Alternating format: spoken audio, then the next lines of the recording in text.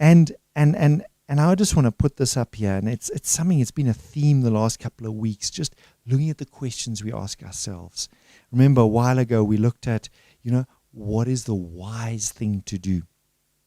But this morning, I just want to put up and I want to contrast what questions as opposed to the why question. The why questions.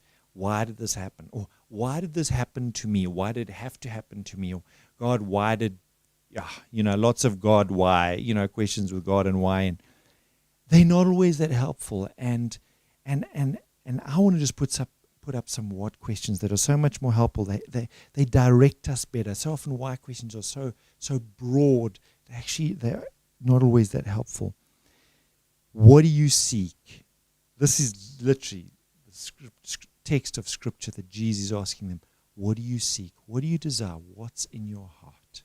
Such a good question. But it's a seeking. It's a probing. What are you wanting to say to me, Jesus? Folks, these questions you can have such amazing time with the Lord around. What are you wanting to say to me, Jesus? How about this one? Lord, what are my options? Sometimes stuff happens and we want the big why questions to be answered. But sometimes asking a question like, Lord, what are my options? Because sometimes we can't see the wood from the trees and we can't figure out, which way do we go? Well, let's go before the Lord and say, Lord, what are our options? How about this one? What am I feeling?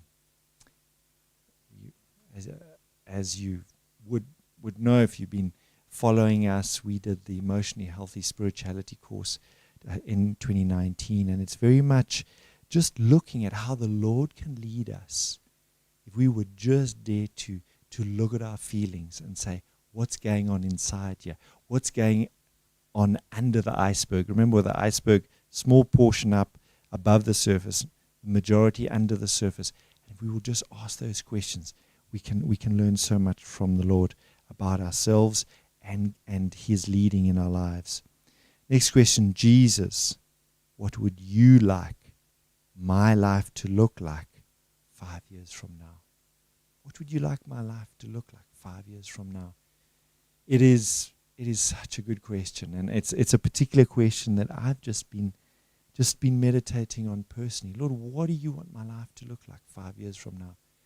Now, you could just ask, what do I want 5 years from now? But, as somebody who's following Jesus, who surrendered their life to Jesus, I've just said, Lord, what do you want my life to look like 5 years from now?